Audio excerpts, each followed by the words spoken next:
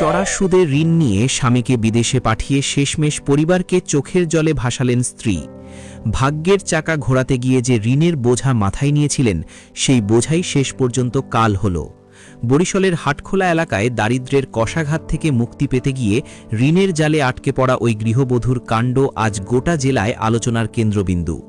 গত ২৯শে মার্চ রোববার সন্ধ্যায় চাঞ্চল্যকর এ ঘটনাটি ঘটেছে বরিশাল নগরীর হাটখোলা শরৎ আলী লেনে। ওই গৃহবধূর নাম নূপুর বেগম, যিনি এলাকার সেন্টু ব্যাপারীর স্ত্রী।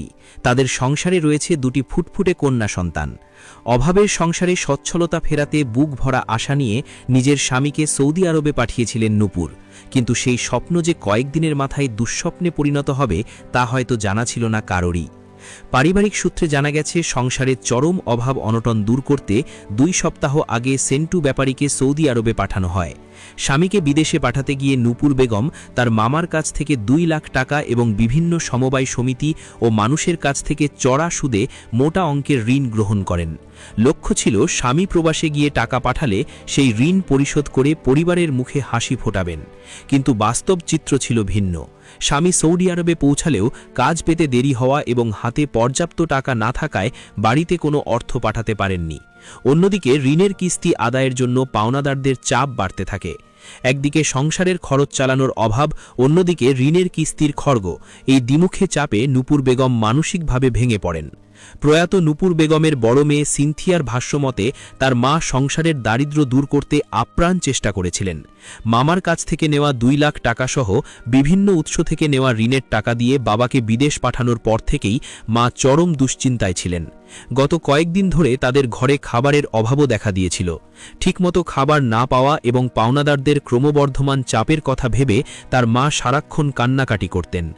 ঘটনার দিনও নূপুর বেগম তার সন্তানদের ভবিষ্যৎ এবং ঋণের বোঝা নিয়ে হাহাকার করছিলেন।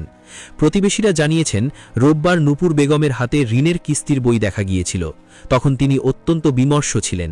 প্রতিবেশীরা তার কান্নার কারণ জানতে চাইলে তিনি জানিয়েছিলেন, স্বামী বিদেশে গেলেও এখনও পর্যন্ত টাকা পাঠাতে পারেননি, অথচ পাওনাদাররা কিস্তির জন্য চাপ দিচ্ছে।